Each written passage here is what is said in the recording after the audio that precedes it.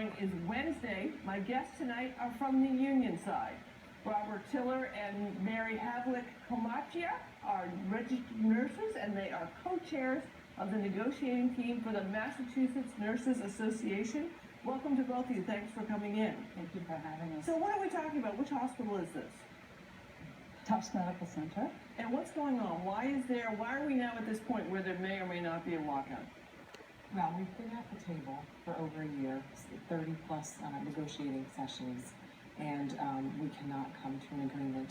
We had the last session on Friday, which was called for by the mediator, and the hospital came to the table saying the only path to agreement is to have the MNA union nurses accept their hospital's last best and final offer. And Barbara, what's the last and final offer, and what's not meeting your demands? The last best and final offer that they offered us at the end of May, how much staffing resources that we actually requested we can have. We were actually looking for limits initially, which was 4 patients to 1 on the med-surg floors. Currently it's 5 or 6 to 1. We've backed off of that, realizing that's a tough climb for them. So we actually were asking for an IV specialist, 7 a.m. to 11 p.m., which they're refusing to acknowledge as an issue. We used to have a full IV team, now we don't. So the hospital seems to be, I'll speak for them and I may be a little bit off, but it's about, they feel that nurses are being paid fairly in a competitive wage. They feel that, there are issues regarding compensation that are appropriate, that they have met. But it sounds like you're arguing a different argument about staffing. Where's the miss there? So we are arguing about staffing. We're asking for very basic resources. But in addition to the things that we're asking for, we have big staffing issues. There are holes in posted schedules. The hospital uses a system of blast texting to call nurses in to fill in holes on any given day, any given shift. And Barbara, how is this different from other hospitals? I mean, we're Boston, right? We're filled with hospitals. We're in competition with those other hospitals. So currently our pay rates, our wages at Tufts are falling, way behind. So and they would argue that their revenue is not where the other hospitals' revenue is, that they are paying nurses and other staff based on what the revenue is. Actually, the revenue has been great, and we've actually grown our census quite a bit. We're leading in heart transplants in New England. We have several other programs that have really taken off.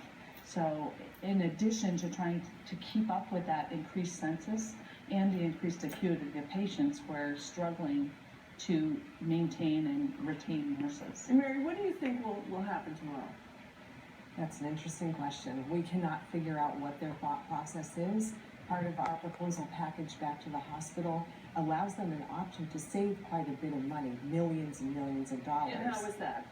In the defined benefit proposal, we have discussed Taft-Hartley multi-employer defined benefit plan, which relieves the hospital of an immense amount of liability. They have admitted up front that if we agreed to freeze the defined benefit, they would save $11 million immediately, and then an $85 million liability would be saved. Now they're prepared, it looks like, that if you don't reach an agreement, they're prepared to staff with nurses to take the places for a period of time. What happens when that happens? What happens to the nurses that are out? We are going to be out standing up for the issues that are important to us to move forward. We're talking about staffing because at the end of the day, the patient gets the care from the nurses. We provide 90% of the care. Now, I've been a frequent flyer at Tufts. I've got all my scars from my trigger finger operations and my carpal tunnel operations. And I have to say that my kid is also a frequent flyer at Children's. And the difference in the nursing attention is somewhat stark to me. Like I think I was telling you in the lobby that I felt a little rushed out after my surgery. This was a few years ago, but still, what in your demands would go to make nursing more slow and attentive at Tufts? Is that what you're arguing? Well, we're asking just for some very basic resources so that every patient has the right nurse at the right time when they need it. and things like a clinical resource nurse, an IV nurse, and a free charge nurse who can help facilitate the flow of the unit, can help the staff nurse who's dealing with the fast flow of the day.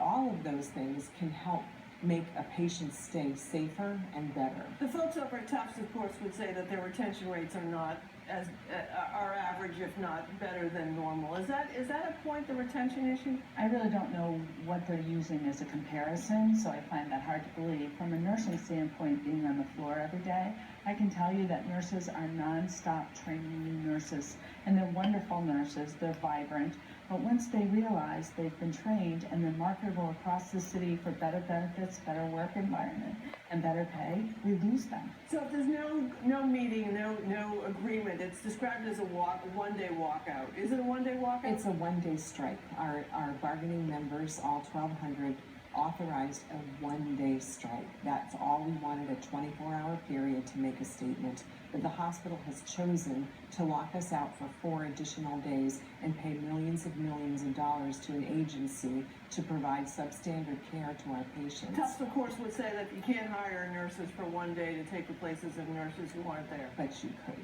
They can pay for them. That doesn't mean that that's the best thing for their patients. So what do you hope comes out of this? Where do you hope to be on Friday? We'd love to settle tomorrow.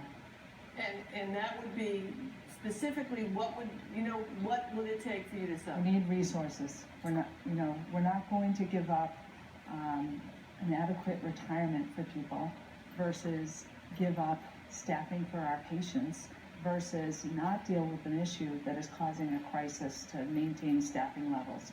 The other thing with the wages is, if nurses come and get trained, that's wonderful, but skill sets build, and we need the built skill sets to take care of the acutely ill patients that we see. Well, thanks to both of you for coming in, I appreciate it. Thank you so much for having And all me. my Thank you. fingers are working, by the way. Yay! Good, all right. Thanks so much. Next, our Cardinal faces criminal